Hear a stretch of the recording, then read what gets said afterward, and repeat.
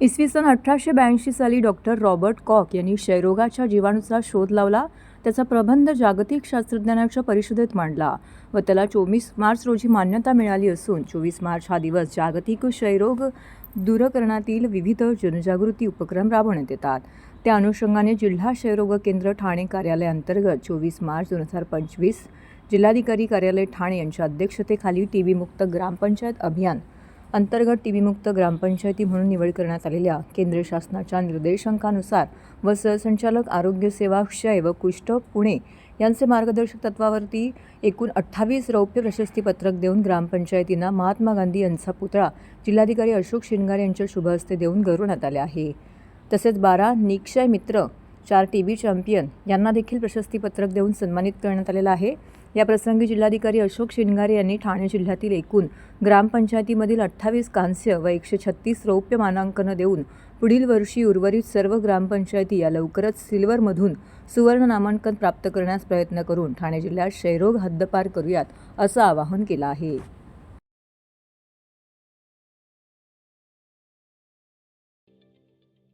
ठाणे महानगरपालिकेचे मालमत्ता कर म्हणजेच प्रॉपर्टी टॅक्स भरण्याचे आवाहन. सन 2022-23 या आर्थिक वर्षाचे मालमत्ता कराचे म्हणजेच प्रॉपर्टी टॅक्सचे बिल ठाणेकर करदात्यांना महापालिकेमार्फत आर्थिक वर्षाच्या सुरुवातीस म्हणजेच माहे एप्रिल 2022 मध्ये देण्यात आलेले आहे. तथापि अद्यापही काही करदात्यांनी मालमत्ता कर महापालिकेकडे जमा केलेला नाही. सध्या आर्थिक वर्षाचा अंतिम टप्पा सुरू झाला आहे. मालमत्ता कर वसुलीसाठी महापालिकेतर्फे कडक कारवाई हाती घेण्यात आली आहे. या अंतर्गत जंगम मालमत्ता, टीव्ही, फ्रीज, वाहन व इतर जप्त करणे तसेच स्थावर मालमत्ता वॉरंट बजावून जप्त करण्यात येत असून मालमत्तेचा जाहीर विक्रीद्वारे लिलाव करून कराची रक्कम वसूल करण्यात येत आहे. मालमत्तेस पाणी पुरवठा करण्यात येणारे नळ संयोजन खंडित करण्यात येत आहेत. त्याचप्रमाणे थकीत मालमत्ता करावर 2% व्याज आकारले जात असल्याने भरावयाची रक्कम वाढत आहे. आपला मालमत्ता कर propertytax.thanecity.gov.in या लिंकद्वारे तसंच गुगल पे, फोन पे, पेटीएम याद्वारे ऑनलाईन पद्धतीने करण्याची सुविधा उपलब्ध करून दिली आहे.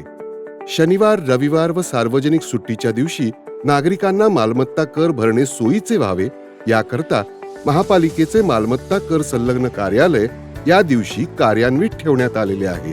तरी मालमत्ता कर वसुलीची अप्रिय कारवाई टाळण्याच्या दृष्टिकोनातून मालमत्ता कर भरून महापालिकेस सहकार्य करावे. धन्यवाद.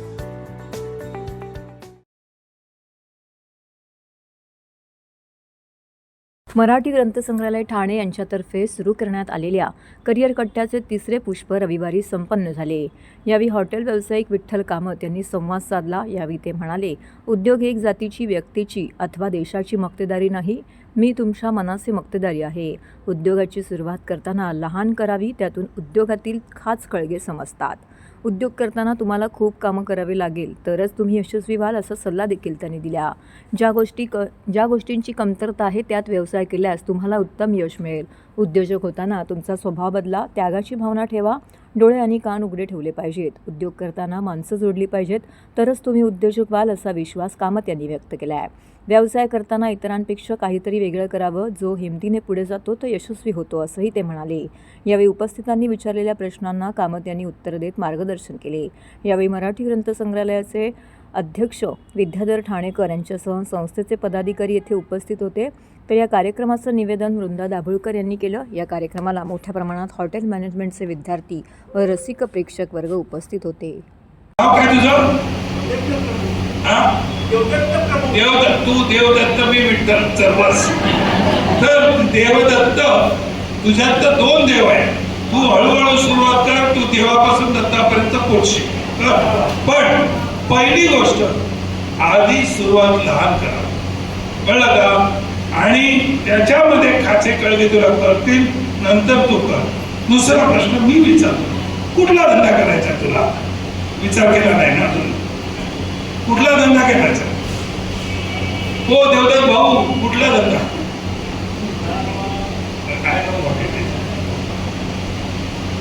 नाही मार्केट कर. ह्या सगळ्यांची माझी मैत्री आहे. आता जर तू चांगलं पुस्तक लिहिलं तर मी तुला कुमार केतकर किंवा यांच्याकडे पाठवीन, मग ते तुला माझ्यापेक्षा जास्त सांगतील. मी संपादक नाही. संपादक करण्यासाठी आधी शब्द संपादन करावे लागतात. तुझ्याकडे शब्दाचं भंडार असलं पाहिजे आणि संपादकीय जे येते आयटम कॉलम ते तू वाचले पाहिजे. दुसरं, जे तू आता पुस्तक बनवते आहे, इट्स अ गुड आयडिया. एकदा बनव, तुला तेवढं यश येईल माहिती नाही, पण यश नक्की येईल आणि त्या यशावरतीच दुधाला मलई आली का मग किती आली ते बघायचं नसतं. लक्षात आला तर तुझ्या दुधाला मलई येईल. All the best. ठाणे महानगरपालिकेचे माजी सभागृह नेते, माजी महापौर व शिवसेना ठाणे शहर प्रमुख अशोक वैती यांचा वाढदिवस नुकताच आनंदात आणि उत्साहात संपन्न झाला. अशोक वैती यांच्या वाढदिवसाचं औचित्य साधून ठाणे शहरात कार्यकर्ते पदाधिकारी यांच्या वतीने विविध ठिकाणी नागरिकांसाठी विविध सामाजिक उपक्रमांचं आयोजन करण्यात आलं होतं. अशोक वैती यांना वाढदिवसाच्या शुभेच्छा देण्यासाठी आदल्या दिवशी रात्रीपासूनच शुभचिंतकांनी गर्दी केली होती. सायंकाळी काजूवाडी येथील त्यांच्या कार्यालयाच्या परिसरामध्ये अभिष्टचिंतन सोहळ्याचं आयोजन करण्यात आलं होतं. यावेळी अशोक वैती यांना शुभेच्छा देण्याकरिता उपमुख्यमंत्री एकनाथ शिंदे, शिवसेना सचिव संजय मोरे, खासदार डॉक्टर श्रीकांत शिंदे, खासदार नरेश म्हस्के, परिवहन मंत्री प्रताप सरनाईक, माजी महापौर महिला आघाडी जिल्हाप्रमुख मीनाक्षी शिंदे, माजी नगरसेवक मनोज शिंदे, प्रकाश शिंदे, गुरुमुख सिंग, भूषण भोईर, शैलेश शिंदे, अशोक बोरिटकर, दिलीप बारटक्के, दीपक वेतकर, सुधीर कोकाटे, विलास जोशी, हेमंत पवार व इतर मान्यवर सर्वपक्षीय पदाधिकारी, कार्यकर्ते, बंधू भगिनी यावेळी मोठ्या संख्येने उपस्थित होते. अशा प्रकारे अशोक वैती यांनी आपला वाढदिवस आपल्या हितचिंतक आणि मित्रपरिवारांसह साजरा केला.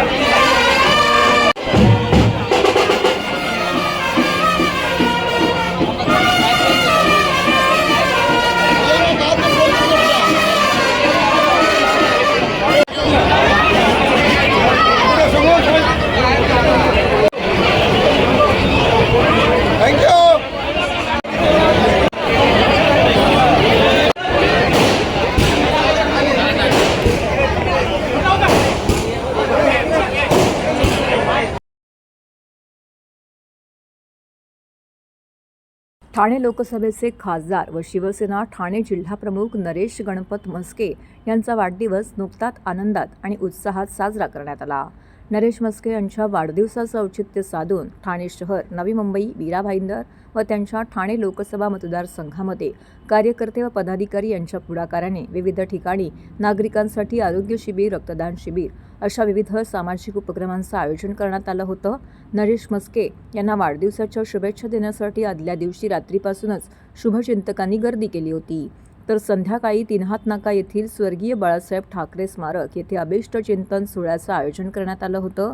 खासदार नरेश म्हस्के यांना शुभेच्छा देण्यासाठी उपमुख्यमंत्री एकनाथ शिंदे, शिवसेना सचिव संजय मोरे, खासदार डॉक्टर श्रीकांत शिंदे, परिवहन मंत्री प्रताप सरनाईक, माजी महापौर महिला आघाडी जिल्हाप्रमुख मीनाक्षी शिंदे, माजी नगरसेवक हनुमंत जगदाळे, माजी नगरसेवक मनोहर डुमरे, नजीब मुल्ला, मनोज शिंदे, प्रकाश शिंदे, गुरुमुख सिंग, भूषण भोईर, भास्कर पाटील, सुहास देसाई, शैलेश शिंदे, अशोक बोरीटकर, दिलीप पारटक्के, उमेश पाटील, अशोक वैती, मृणाल पेंडसे, स्नेहा पाटील, दीपक वेदकर, सुधीर कुकाटे, नारायण पवार, डॉक्टर राजेश मढवी, प्रकाश पाटील, विकास दाभाडे, विकी पाटील, परेश ठक्कर, निलेश सांबरे, विलास जोशी यांसह अनेक मान्यवर, सर्वपक्षीय पदाधिकारी, कार्यकर्ते, बंधू भगिनी यांनी मोठ्या संख्येने उपस्थित राहून त्यांना वाढदिवसाच्या शुभेच्छा दिल्या. हॅलो, हात काढा ना, तुम्ही हात काढा.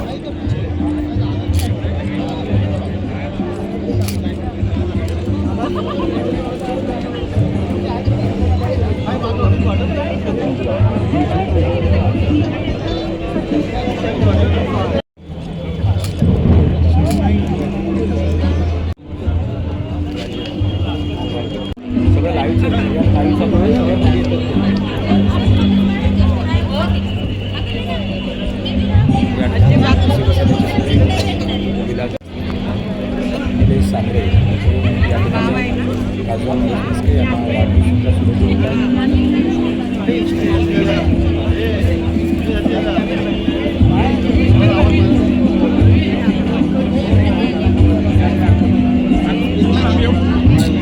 टक्के या ठिकाणी खासदार ठाण्यात ग्लोबल हॉस्पिटल होते. हे हॉस्पिटल ठाणेकरांसाठी देवदूत ठरले. प्रत्येकाला लस सहज उपलब्ध व्हावी यासाठी नरेश म्हस्के शिंदे यांचं समर्थन करणारा पहिला बॅनर महाराष्ट्रात जर कुठे लागला असेल तर तो ठाण्यात. तोही नरेश म्हस्के यांनी लावला.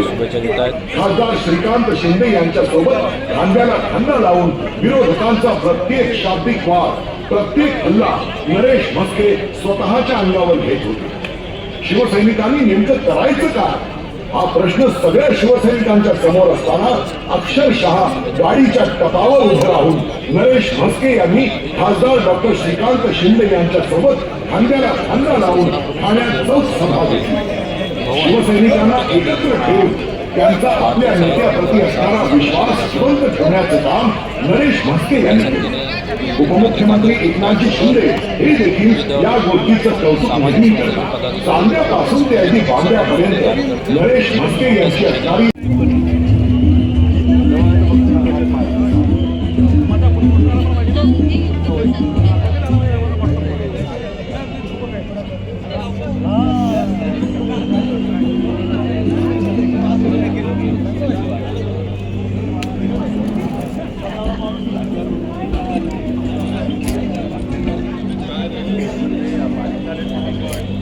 थँक्यू.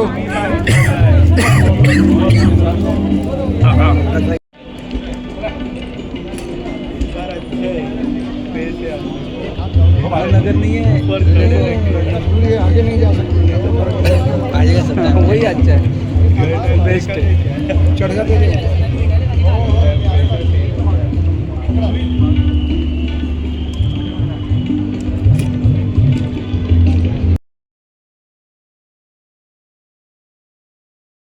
जिल्हाधिकारी कार्यालयाच्या 5व्या मजल्यावरती समिती सभागृहामध्ये सायंकाळी सभागृहातील प्रत्येक अधिकारी कर्मचारी दुःखी चेहऱ्याने पल्लवी सरोदे यांच्या प्रतिमेकडे पाहत होता आणि आपल्या आठवणींना उजाळा देत होते.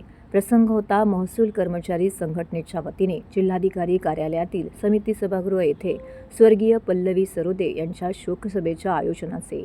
जिल्हाधिकारी कार्यालयातील सहाय्यक महसूल अधिकारी तथा जिल्हाधिकारी महोदयांच्या स्वीय सहाय्यक या पदावरती कार्यरत असणाऱ्या स्वर्गीय पल्लवी सरोदे यांचं हरिहरेश्वर समुद्र किनाऱ्यावरती अपघाती निधन झालं. या पार्श्वभूमीवरती स्वर्गीय पल्लवी सरोदे यांच्या शोकसभेचं आयोजन करण्यात आलं होतं. या प्रसंगी शोकसभेच्या प्रारंभी उपस्थित सर्वांकडून पल्लवी सरोदे यांच्या स्मृतीस अभिवादन करीत 2 मिनिटे स्तब्धता पाळून श्रद्धांजली वाहण्यात आली.